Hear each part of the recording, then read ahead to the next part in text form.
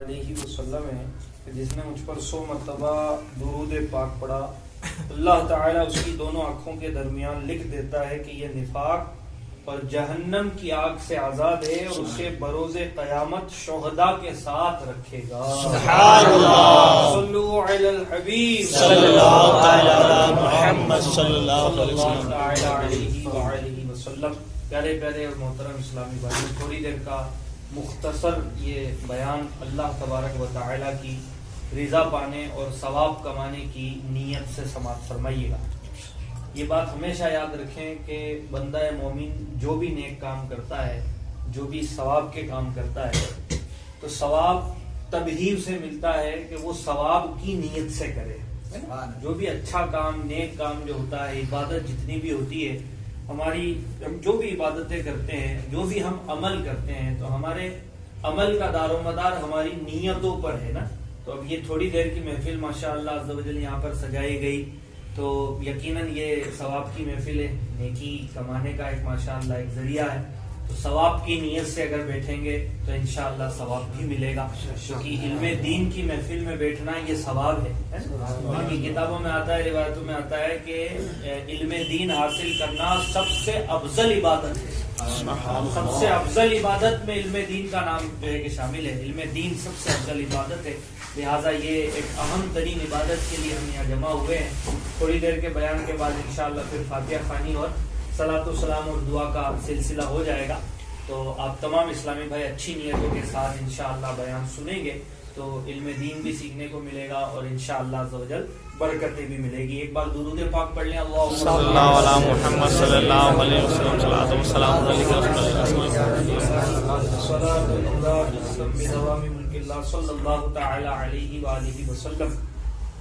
شیخ طریقت قبلہ امیر اہل سنت بانی دعوت اسلامی حضرت مولانا ابو بلال محمد الیاس قادری دامت برکاتہم العالیہ اپنے ایک رسالے کفن چوروں کے انکشافات کے صفحہ نمبر 20 پر ایک حکایت نقل فرماتے ہیں۔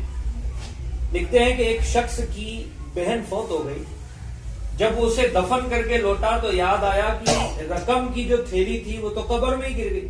چنانچہ وہ اپنی بہن کی قبر پہ آیا اور اس قبر کو اس نے کھودا تاکہ اس تھیلی کو، جو رقم کی تھیلی قبر میں گر گئی تھی، اس کو نکال سکے۔ اس نے کیا دیکھا کہ بہن کی قبر میں آگ کے شعلے بھڑک رہے ہیں۔ چنانچہ اس نے جو تو قبر پر مٹی ڈالی اور غمگین روتا ہوا اپنی امی جان کے پاس پہنچا اور پوچھا، امی جان میری بہن کے اعمال کیسے تھے؟ وہ بولی، بیٹا کیوں پوچھ رہے ہو؟ عرض کرنے لگا، امی جان میں نے اپنی بہن کی قبر میں آگ کے شعلے بھڑکتے دیکھے۔ یہ سن کر ماں بھی رونے لگی اور کہنے لگی، افسوس بیٹا، تیری بہن نماز میں سستی کیا کرتی تھی اور نماز کے اوقات گزار کر پڑھتی تھی، یعنی قضا کر کے پڑھتی تھی۔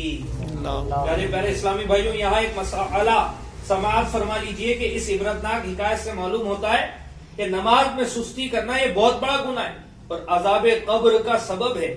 ہمیں بھی پانچوں نمازیں ذوق و شوق کے ساتھ مسجد میں با جماعت ادا کرنی چاہیے اور نماز میں ہرگز سستی نہیں کرنی چاہیے، کیونکہ یہ منافقوں کی علامت ہے۔ جبکہ منافقین جو ہوتے ہیں وہ مومنین کے ساتھ نماز کے لیے کھڑے ہوتے ہیں تو مرے دل سے اور سستی کے ساتھ کھڑے ہوتے ہیں، کیونکہ ان کے دلوں میں ایمان تو تھا ہی نہیں جس سے عبادت کا ذوق اور بندگی کا انہیں لطف ملتا۔ صرف لوگوں کو دکھانے کے لیے منافق نماز پڑھتا ہے۔ اللہ تعالیٰ ان کے بارے میں پارہ 5 سورۃ النساء آیت نمبر 142 میں ارشاد فرماتا ہے، ترجمہ کنز الایمان، اعلیٰ حضرت یوں فرماتے ہیں، اور جب نماز کو کھڑے ہو تو ہارے جی سے۔ تفسیر صراط الجنان میں اس آیت کی تفسیر میں لکھا ہے کہ نماز نہ پڑھنا یا صرف لوگوں کے سامنے پڑھنا، جبکہ تنہائی میں نہ پڑھنا، یا لوگوں کے سامنے تو اچھے انداز سے اور تنہائی میں جلدی جلدی پڑھنا، یا نماز میں ادھر ادھر خیال لے جانا اور دل جمعی کے لیے کوشش نہ کرنا بھی سستی کی علامت ہے۔ پیارے پیارے اور محترم اسلامی بھائیوں، اور اس مختصر سے محفل میلاد میں مدنی حلقے میں شامل ہونے والے عاشقان رسول، آج ہمارے معاشرے میں صرف سستی اور کاہلی کی وجہ سے آئے دن نماز قضا کر دی جاتی ہے، جبکہ گناہوں کے ارتکاب کے لیے یہ سستی فوراً چستی میں بدل جاتی ہے۔ جب نماز کا معاملہ آتا ہے تو بندہ کہتا ہے میں تھک گیا ہوں، میں سست ہو گیا ہوں، مجھے ٹائم نہیں ہے، اور اگر اسی تھکن والے بندے کو کہا جائے کہ فلاں جگہ گناہ کرنے کے لیے جانا ہے تو اس کی سستی چستی میں بدل جاتی ہے، فوراً اس کے اندر جذبہ آ جاتا ہے، فوراً اس کی طاقت بڑھ جاتی ہے، فوراً اس کا پاور بڑھ جاتا ہے۔ لیکن اگر کسی نے کہہ دیا جناب نماز کے لیے تشریف لے چلیے تو بیچارے کا پاور ختم ہو جاتا ہے۔ بعض لوگ تو ایسے بھی ہوتے ہیں کہ جب ان کی ایک یا چند نمازیں قضا ہو جائے تو ہفتوں بلکہ مہینوں تک جان بوجھ کر نماز نہیں پڑھتے، اور اگر کوئی اسلامی بھائی ان پر انفرادی کوشش کرتے ہوئے نمازوں کی ترغیب دلائے تو جناب کیا کہتے ہیں، بس اگلے جمعہ سے نماز پڑھنا شروع کر دوں گا، بس رمضان آنے والا ہے، بس نمازی بن ہی جاؤں گا۔ گویا کسی قسم کی شرم اور جھجک کے بغیر بڑی بہادری کے ساتھ معاذ اللہ اس بات کا اقرار کیا جاتا ہے کہ نماز چھوڑنے کا یہ سلسلہ ابھی جمعہ تک اور باقی رہے گا۔ اگر کسی نے یہ کہا کہ میں جمعہ سے نمازی بن جاؤں گا، یا کوئی یہ کہتا ہے بس رمضان آنے والا ہے، جیسا رجب شریف کا مہینہ جاری و ساری ہے، اس کے بعد شعبان آئے گا اور پھر 2-3 اپریل کے قریب رمضان کی آمد ہو جائے گی، تو یوں تقریباً 2 ماہ ابھی رمضان میں باقی ہے۔ اگر کسی کو ترغیب دلائی جائے اور وہ یہ کہے کہ میں رمضان سے نمازی بن جاؤں گا، ابھی تھوڑا مصروف ہوں، ابھی تھوڑا بیزی ہوں، ابھی تھوڑا کام دھندا ہے، ابھی تھوڑا بزنس ہے، ابھی تھوڑی نوکری نئی لگی ہے، تو میں رمضان سے بس نمازی بن ہی جاؤں گا، اس کا مطلب آپ سمجھے؟ اس کا مطلب یہ ہوا کہ یہ جناب ابھی رمضان تک اور اللہ کی نافرمانی کرے، ابھی رمضان تک اور نماز قضا کرنے کا ان کا ارادہ ہے، اور یہ کہہ رہے ہیں زبان سے، کیا کہہ رہے ہیں کہ ابھی رمضان سے نمازی بنوں گا، ابھی تو اور نمازیں قضا ہوگی 2 مہینے۔ میرے اسلامی بھائیوں، یہ بہت بڑی بات، اللہ تبارک و تعالیٰ کی نافرمانی کرنا اور وہ بھی نمازیں قضا کرنا۔ اللہ تعالیٰ بس ہم سب کی حفاظت فرمائے اور ہم سب کو سچا پکا نمازی بنائے۔ یاد رکھیے، جان بوجھ کر نماز قضا کرنا گناہ کبیرہ، حرام اور جہنم میں لے جانے والا کام ہے۔ اللہ تعالیٰ پارہ 16 سورہ مریم آیت نمبر 59 میں ارشاد فرماتا ہے، جس کا ترجمہ ہے کنز الایمان، اعلیٰ حضرت کچھ یوں فرماتے ہیں، تو ان کے بعد ان کی جگہ وہ ناخلف آئے جنہوں نے نماز گوائی یعنی ضائع کی اور اپنی خواہشوں کے پیچھے ہوئے، تو ان قریب وہ دوزخ میں گئے کا جنگل پائیں گے۔ یہ قرآن کی تفسیر میں نے آپ کو سنائی، اب میں آپ کو اس کی مزید ڈیٹیل بتاتا ہوں۔ ترجمہ میں نے آپ کو سنایا، اب اس کی تفسیر میں آپ کو بتاتا ہوں۔ پیارے اسلامی بھائیوں، بیان کردہ آیت مبارکہ میں قرآن مجید کے اندر گئے کا تذکرہ ہے، اس سے مراد جہنم کی ایک وادی ہے۔ صدر الشریعہ بدر الطریقہ حضرت مولانا مفتی امجد علی اعظمی رحمۃ اللہ تعالی علیہ فرماتے ہیں کہ گئے جہنم میں ایک وادی کا نام ہے جس کی گرمی اور گہرائی سب سے زیادہ ہے، اور اس کے اندر ایک کنواں بنا ہوا ہے جس کا نام ہب ہے۔ جب جہنم کی آگ بجھنے لگ جاتی ہے، اللہ تبارک و تعالی اس کنویں کو کھول دیتا ہے، جس سے وہ جہنم کی آگ بدستور بھڑکنے لگتی ہے۔ اللہ ارشاد فرماتا ہے، ترجمہ کنز الایمان، جب کبھی بجھنے پر آئے گی تو ہم اسے اور بھڑکا دیں گے۔ آگے لکھا ہے کہ یہ کنواں بے نمازیوں، آگے کیا لکھا ہے کہ یہ کنواں بے نمازیوں، زانیوں، شرابیوں، سود خوروں اور ماں باپ کو تکلیف دینے والوں کے لیے ہے۔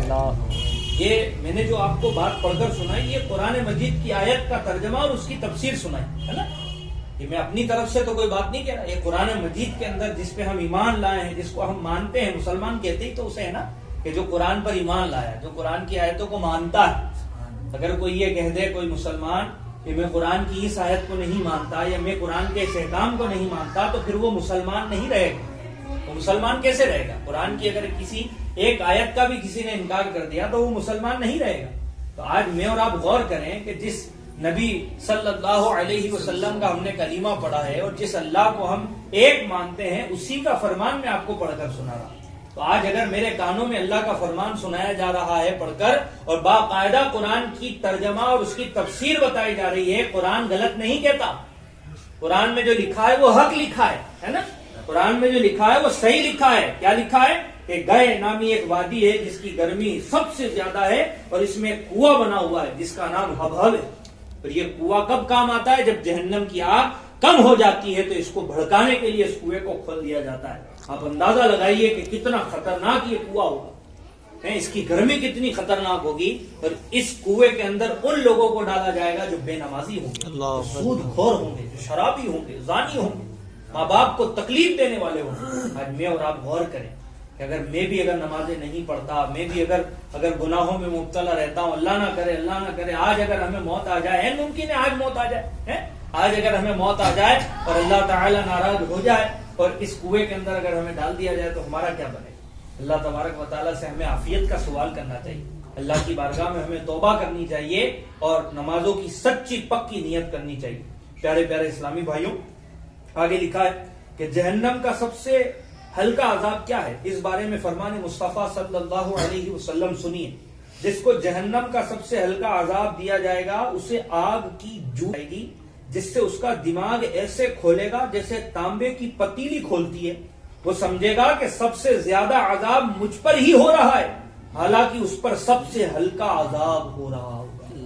یہ حدیث مبارکہ میں نے آپ کو سنا کہ جو سب سے ہلکا عذاب ہے نا وہ بھی اتنا خطرناک ہے۔ وہ کیا سوچے گا کہ سب سے زیادہ عذاب تو مجھے ہی ہو رہا ہے، لیکن وہ سب سے ہلکا عذاب ہے۔ اعلیٰ حضرت رحمت اللہ تعالی علیہ فرماتے ہیں، مولانا شاہ امام احمد رضا خان رحمت اللہ تعالی علیہ، کہ جس نے قصدن یعنی جان بوجھ کر ایک وقت کی نماز چھوڑی، قصدن جان بوجھ کر ایک وقت کی نماز چھوڑی، ہزاروں برس جہنم میں رہنے کا مستحق ہوا، جب تک توبہ نہ کرے اور اس کی قضا نہ کر لے۔ اس سے اندازہ لگائیے کہ جب ایک نماز کو جان بوجھ کر چھوڑنے پر ہزاروں سال جہنم میں رہنا پڑے گا، تو جو شخص دن بھر کی تمام نمازیں جان بوجھ کر چھوڑ رہا ہو بلکہ سرے سے نماز ہی نہ پڑھ رہا ہو تو وہ کس قدر سخت عذاب کا شکار ہوگا۔